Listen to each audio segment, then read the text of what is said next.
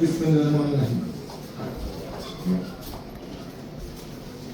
Eastern university কর্তৃক আয়োজিত আজকে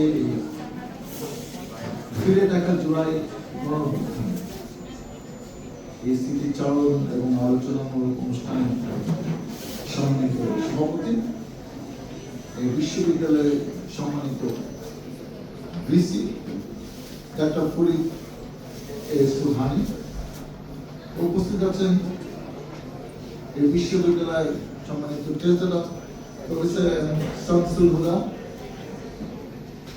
উপস্থিত আছেন আবুল কাশেম হায়দার, প্রতিষ্ঠাতা চেয়ারম্যান সদস্য board of trustees eastern university. এবং আমার সবচেয়ে ভালো লেগেছে যাদেরকে নিয়ে আজকে এই আলোচনা সভা আমরা করছি, সেরকম দুজন শহীদের পিতা, শহীদ স্থাপন গাজী পিতা মান্নান গাজী এবং শহীদ সাকিব পারভেজ পিতা বেলায়েত হোসেন, উপস্থিত এই ইউনিভার্সিটির ডিন সহ বিভিন্ন পর্যায়ের কর্মকর্তা, শিক্ষক মন্ডলী এবং আমার প্রিয় ছাত্রছাত্রীদের আসসালামু আলাইকুম। যেহেতু অনেক গুরুত্বপূর্ণ কথা, মূল্যবান কথা বলা হয়ে গেছে, পাশাপাশি বাস্তবতা নিরিখে 2 ঘন্টার বেশি আমরা আলোচনা শুনেছি, সঙ্গত কারণ আমি হয়তো বেশি কথা বলবো না কিংবা বলার সুযোগ না। দেখেন, জুলাই গণঅভ্যুত্থান, জুলাই আগস্ট গণঅভ্যুত্থান, 36 জুলাই গণঅভ্যুত্থান, আমরা যে নামেই এটাকে বলি না কেন, বাংলাদেশি ইতিহাসে, পৃথিবীর ইতিহাসে এর একটি বিরল দৃষ্টান্ত। যদিও 16 জুলাই থেকে আন্দোলনটা বেগবান হয়েছে এবং ছাত্রছাত্রীদের টার্গেট ছিল এই মাসের মধ্যে এই সরকারের পতন ঘটাতে হবে, কিন্তু নানা রকম পরিকল্পনা চক্রান্তের কারণে, ইন্টারনেট বন্ধ করে দেওয়ার কারণে, পুলিশের বাড়াবাড়ির কারণে এই আন্দোলন আরো 5 দিন সময় বেশি লেগেছে। সেই কারণে কোথাও কোথাও আপনারা দেখবেন এটা বলার চেষ্টা করা হয় কিংবা বলেন 36 জুলাই গণঅভ্যুত্থান। তারা এটাকে স্বাচ্ছন্দ্য বোধ করে এবং এটাকে তারা ধারণ করে যে আমরা জুলাই মাসের মধ্যেই আসলে এই সরকারের পতন ঘটিয়েছিলাম। এবং আরো আমি গর্বের সাথে বলতে চাই যে প্রাইভেট ইউনিভার্সিটিগুলো যে ভূমিকা, আগে তখন 52 সালে 69 আন্দোলনে প্রাইভেট ইউনিভার্সিটি ছিল না, যেহেতু পাবলিক ইউনিভার্সিটিগুলো বন্ধ হয়ে গেছিল, হল থেকে ছাত্রছাত্রীকে বাই ফোর্স বের করে দেওয়া হয়েছে। সেই সময় কিন্তু প্রাইভেট ইউনিভার্সিটির যে গুরুত্ব, এখানে তো 5টা ইউনিভার্সিটি আছে, আরো ঢাকায় আশেপাশে যেগুলো ছিল, এটা বিশাল গুরুত্বপূর্ণ ভূমিকা পালন, যেটা বাংলাদেশের ইতিহাসে অতীতে কখনো হয়নি। আমাদের দুঃখটা কি জানেন? কারণ আজকে স্থাপন গাজী মারা গেছেন, তার সন্তান মালয়েশিয়ার সফটওয়্যার ইঞ্জিনিয়ারিং করতে গেছেন, ছুটি চলছে, কিভাবে মোটিভেশন হয়ে সে দেশে এসে আন্দোলনে জড়িত হয়ে সে 5 তারিখে শহীদ হলেন। আজকে এবং আমাদের আরো সাভারে ইয়ামিন MIST ফুড ইয়ারে ইঞ্জিনিয়ারিং করছে, সে 18 জুলাই আপনারা যে ছবিটা ইউটিউবে দেখেন, যে ট্যাঙ্ক থেকে ফেলে দেওয়া হচ্ছে এবং আমার বাসার সামনে কিন্তু ওটাকে ইয়ামিন চত্বর নাম দেওয়া হয়েছে। এবং বাংলাদেশের মধ্যে সাভার হাইস্ট সিঙ্গেল উপজেলা হিসাবে এখন পর্যন্ত 71 জনের শহীদের নাম তালিকাভুক্ত হয়েছে। আমি নিশ্চিত না ঢাকা শহর হতে পারে, কিন্তু সিঙ্গেল উপজেলা হিসাবে এটি সর্বোচ্চ। এবং আমরা জানি যে এই কি বলে, এই সাভারে আরো অনেকে কিন্তু জুলাই যোদ্ধা আছেন, যাদের চিকিৎসা করছে, যারা অসুস্থ, যারা পঙ্গু, সেটা কিন্তু এখনো আছে। আমি যে কথাটা বলতে চেয়েছিলাম, যে সন্তানটি না ফেরা দেশে চলে গেলে সে দেশের জন্য জীবন দেবে, সরকার হয়তো কিছু করেছেন, আরো তারা কিছু আশা করছেন, সেটা অবশ্যই সরকার যথাসময় সেগুলা সুযোগ সুবিধা কিংবা তাদের মূল্যায়ন করে যা যা করা করবেন। কিন্তু এইটাকে নিয়ে যখন কোনো মহল, কোনো গোষ্ঠী, কোনো দল এটাকে অন্য খাতে প্রবাহিত করতে চায়, আমরা ভুলে যাই নাই যে মুক্তিযুদ্ধের সময় সারা বাংলাদেশ ঐক্যবদ্ধভাবে যুদ্ধ করলো। সেই 26শে মার্চ থেকে শুরু করে 16ই ডিসেম্বর পর্যন্ত যারা স্বাধীনতার পরে এসে মুক্তিযোদ্ধার চেতনার নামে তাদের নেতা শেখ মুজিবুর রহমানের নেতৃত্বে যুদ্ধ হয়েছে মানলাম, কিন্তু সেই নেতারা কিন্তু ভারতে কি করে চাপা সবাই না। কিন্তু মুক্তিযুদ্ধ চেতনা মানে কি? বিনা ভোটে নির্বাচিত প্রধানমন্ত্রী আর এমপি। মুক্তিযুদ্ধ চেতনার নামে কি যে আওয়ামী লীগ যাহা বলিবে যাহা করিবে তাহা সব হালাল, এই জিনিসটাকে বিতর্কিত করা হলো। এখন কোন মহল বলে যে আমাদের কারণে এই জুলাই গণঅভ্যুত্থান সার্থক হয়েছে, এই সমস্ত কৃতিত্ব আমার। আমরা যদি জাতি এবং বিশেষ করে যারা জনপ্রতিনিধি তারাই যদি আমরা এই ব্যাপারটাকে ঐক্যবদ্ধভাবে বিবেচনা না করে তাদেরকে মূল্যায়ন না করতে পারি, আগামীতে কোনো আন্দোলন হবে এবং কোনো আন্দোলন আমরা কাজ করতে পারবো না। আমি একটু উদাহরণ দিয়ে বলতে চাই, এই গণস্বাস্থ্যে জাফরুল্লাহ মে মাসে উনি ইংল্যান্ডে পড়াশোনা করছেন, এফআরসিএ যেটা মেডিকেল সায়েন্সে সার্জারিতে সবচেয়ে বড় ডিগ্রি বলে আমি মনে করি। কয়েকদিন পরে পরীক্ষা, উনি তার মার কাছে অনুমতি চাইলেন যে মা আমার পড়াশোনা করতে ইচ্ছা করছে না, আমি পরীক্ষায় বসবো না, আমাকে বাংলাদেশে গণহত্যা হচ্ছে এই কথা বলার জন্য আমার সারা বিশ্বে সফরে বেরোতে হবে। আমি আর কয়েকজনকে নিয়েছি, আমি কালকে থেকে সেই কাজে বেরিয়ে যাচ্ছি, আমি পরীক্ষা দিব না, সেই শেষ পরীক্ষা দিতে যাচ্ছি। মা বলে দেখ তুই স্কলারশিপ নিয়ে গিয়েছিস, এটা এত বড় ডিগ্রি শুনছি, আমরা স্বপ্ন দেখতেছি, আমরা দোয়া করতেছি, তুই পরীক্ষাটা দে। সে বলছে যে আমার দেশে নিরহ মানুষকে নির্বিচারে হত্যা করা হচ্ছে, আমি বসে থাকতে পারি না, আমার এই ডিগ্রি লাগবে না।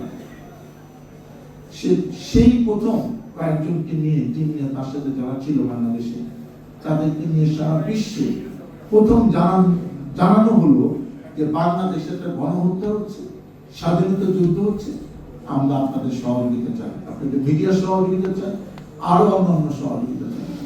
এবং এইটা শেষ প্রান্তে এসে শেষে কয়েক মাস সে আগরতলাতে বাংলাদেশ ফিল্ড হসপিটাল নামে একটি হাসপাতাল করেছিলেন, সেখানে চিকিৎসা 480 বেড, এবং তারই কনসেপ্ট নিয়ে সেই গণস্বাস্থ্য হাসপাতাল 72 সালে সে জমি নিয়ে 30 বিঘা জমি নিয়ে সে হাসপাতাল দাঁড়িয়ে আছে।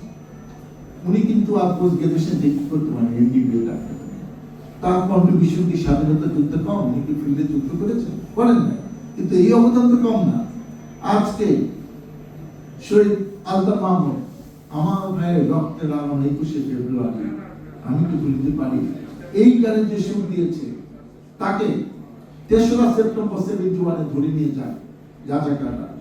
তার অপরাধ, তার বাসার নিচে 2 ট্রাক অস্ত্র রেখেছিল মুক্তিযোদ্ধা। এই খবরটা জানাজানি হওয়াতে তাকে নিয়ে যায়, এবং সম্ভবত 11 তারিখে, এটা এখনো ক্লিয়ার না, আমি গুগলে দেখলাম 11 তারিখে তাকে মৃত্যু দিবস বলা হয়েছে। সে তো ফিল্ডে যুদ্ধ করেনি, তার অবদান কি কম?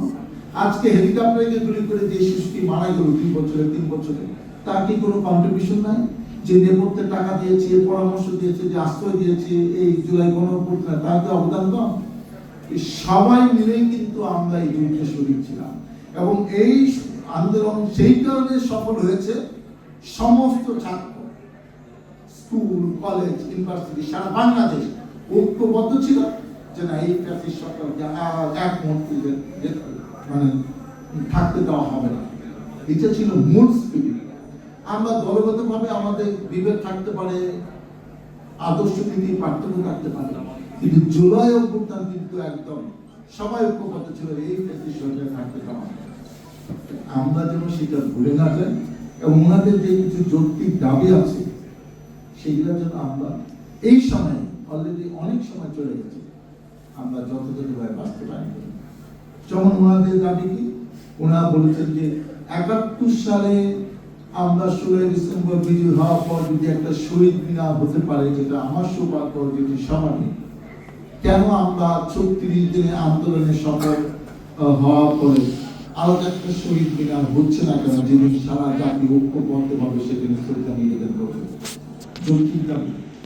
আরো বলেছেন যে এই জুলাই যোদ্ধা, জুলাই শহীদদের যদি আসলে টেক কেয়ার করতে হয়, অবশ্যই আজ হোক কাল হোক আলাদা একটা মন্ত্রণালয় থাকে তাদেরকে সারা জীবনের জন্য দেখভাল করার সুযোগ পাবে। এটা হলো যৌক্তিক দাবি। আপনারা বলেছেন, আমি একজন সংসদ সদস্য হিসাবে এই এলাকার জনপ্রতিনিধি হিসেবে আমিও কোনো না কোনো ফোরামে এটা নিয়ে আলোচনা করব।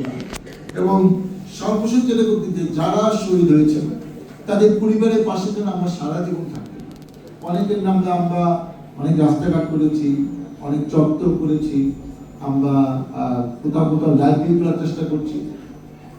কোন একটা করাটাই ইম্পর্টেন্ট না, তাদেরকে আমরা সত্যি করে স্মরণ করি কিনা, শুধু জুলাই মাসে স্মরণ করবো এটাই যেন আমাদের দায়িত্ব না।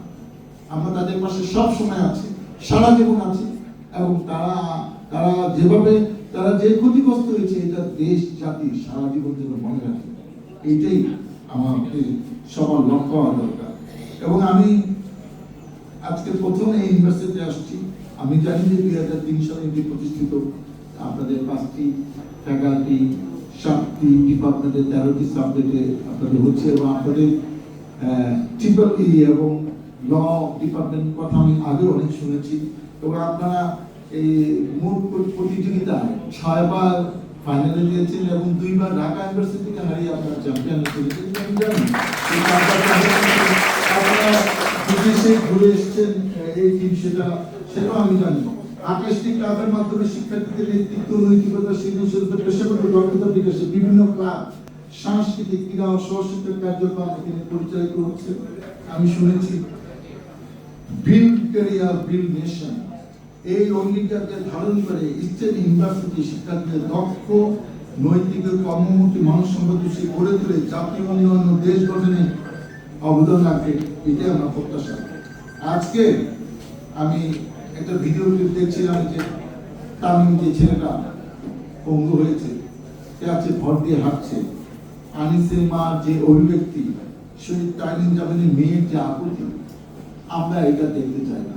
কয়েকদিন পর আন্দোলন সংগ্রাম করবে, অনেকে শহীদ হবে, এই স্বাধীন দেশে কেন হবে? সভ্য দেশে তো হয় না। আমরা কবে সভ্য হবো? 71 সালে যুদ্ধের পর আর কোনো আন্দোলনে কেউ মারা যাক, শহীদ হোক, পঙ্গু হোক, এইটা যেন বাংলাদেশে না হয়, এটা আমাদের কাম্য হোক। সেই গণতান্ত্রিক ব্যবস্থা চালু হোক। আপনি যোগ্য হলে ভোটে নির্বাচিত হবেন, আর না হলে না হবে। কোনো শক্তি প্রয়োগ করে জোর করে ক্ষমতা থাকার কোনো দল গোষ্ঠী যেন আর চেষ্টা না করে, এটাই আমাদের জন্য লক্ষ্য হয়। আমার কাছে সম্ভবত ভিসি মহোদয় একটা দাবি করেছে, একটি বড় অনুষ্ঠান এলাকাবাসী নিয়ে করতে ভালো হতো, কিন্তু যাদের উসিলা এটা। এবং আমি জানতে পারলাম যে অ্যালায়েন্স অফ ইউনিভার্সিটি নিশিয়ার আসলে আপনারা যে একটা সংগঠন দাঁড় করিয়েছেন, এটা প্রেসিডেন্ট এই সিটি ইস্টার্ন ইউনিভার্সিটি ভিসি মহোদয়, এটা খুবই প্রাউড, আমি খুশি হলাম। আর ঠিক আছে, আমি একটা জনপ্রতিনিধি আবার কবে আসবো, হয় কি এই এলাকাটাকে যদি আমরা একটা কোনো উসিলায় ডেভেলপ করতে পারি, বিশেষ করে রাস্তাঘাট, বিদ্যুতে, আমিও খুশি হব। এবং নেয়ার পর 50,000 স্টুডেন্ট, যেটা কোনো উপজেলার সত্যি সত্যি ঠিকই বলেছেন, এটাও আমার মনে হয় আমার তাদের প্রতি দায়িত্বটা সত্যিভাবে পালন করা হবে। আমিও চাই যে সরকারের কাছে একটা উসিলা তুলে এলাকা হিসেবে ঘোষণা করে যদি অনুদানটা বেশি আনতে পারি, তাহলে আমারও লাভ হবে, আপনাদের লাভ হবে। তাই আমি আনুষ্ঠানিকভাবে আশুলিয়া হায়ার এডুকেশন সিটি হিসেবে ঘোষণা করলাম।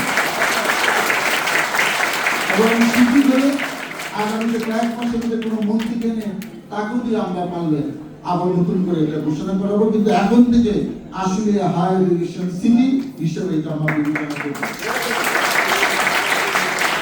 আজকে তারা একটা যে বই নিয়ে একটু কথা বলবো, যেহেতু আমার একটা ব্যাপার আছে, সেই জন্য আমি এখানে সমৃদ্ধ হতে যাচ্ছি। সেটা হলো যে স্যার ঘোষণা করেছেন যে আপনি উপন্যাস, ছোট গল্প লিখবেন। আমি একটা ঘোষণা দিচ্ছি, যারা যারা উপন্যাস লিখবে সবাইকে 25,000 করে টাকা দেওয়া হয় এবং যদি 5-7টা হয় এদের মধ্যে যে বেস্ট হবে তাকে এককালীন 50,000 টাকা দেওয়া হবে এবং সুন্দরবনের জন্য 10,000 টাকা। আমি এগুলো কেন উৎসাহ নিয়ে ঘোষণা করলাম জানেন? আমারও সুযোগ হয়েছে 18 সালে পালিয়ে থেকে আমি মাত্র 3বার জেলে গেছি। আমার নামে 72টা মামলা ছিল। বেশিরভাগ সময় এই পালিয়ে থেকে আন্দোলন সংগ্রাম করতে হয়েছে। জেলে বসে কিন্তু আমার জেলে আমার প্রথম লেখা আমি 2012 সালে, যেটা প্রকাশিত হয়েছে 2018 সালে। তারপর জেল জীবনের কথা দ্বিতীয় আমার জেলখানা বই, আলো আদালত তৃতীয় বই, এক জীবনে আমি আমার একটা আত্মজীবনী। আমার বাবা এখানে 45 বছর চেয়ারম্যান ছিল, এমপি ছিল, তাকে নিয়ে আমি বাবার সাহেবের আমি 34টা দেশ ঘুরেছি, 8-10টা বই আছে। আমার খুব ইচ্ছা করতেছে, আমি একটা রাজনৈতিক পরিবারের সন্তান, পড়েছি ক্যাডেট কলেজে, তারপর মেডিকেল কলেজে, বিসিএস পাস করে চাকরি করছি। তারপর এমন জায়গায় এসে পড়লাম, পালায়া থাকা, জেলে থাকা, মাইল খাওয়া, রিমান্ড, এইগুলোর মধ্যে চলতেছে। এখন তো এই জায়গা ছাড়তেও পারতেছি না। আমি ছাড়বো, আমার জনগণ ছাড়বো না, সেটা আমি বুঝি। তাই আমার খুব ইচ্ছা, আমি করেছি, আমার এখন মধ্যে 16টা বই প্রকাশিত ঐতিহ্য থেকে আমার প্রতি বছর 18 সাল প্রতি বছর 1টা 2টা 3টা করে বই বেরিয়েছে। আমার এই মুহূর্তে মার্কেটে 16টা বই আছে। আমার খুব ইচ্ছা করছে সম্মানিত বিসি মহোদয়ের কাছে আমার এই 16টা বই আমি একটু হস্তান্তর করতে চাই, লাইব্রেরিতে রাখার জন্য।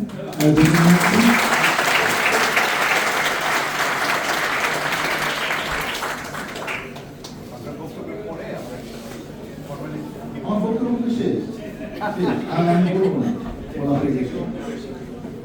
সবাইকে অনেক ধন্যবাদ।